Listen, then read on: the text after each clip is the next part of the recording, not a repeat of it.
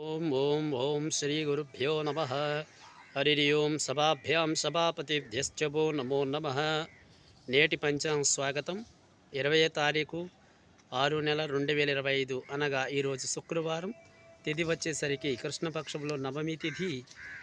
ఇది ఉదయం 9:51 వరకు ఉంటుంది. తదనంతరం దశమి తిథి ప్రారంభమవుతుంది. ఈరోజు నక్షత్రం కొద్ది రేవతి నక్షత్రం ఉదయం 10:23 వరకు ఉంటుంది. తదనంతరం అశ్విని నక్షత్రం వస్తుంది. శోభనా యోగం, గరాకరణం.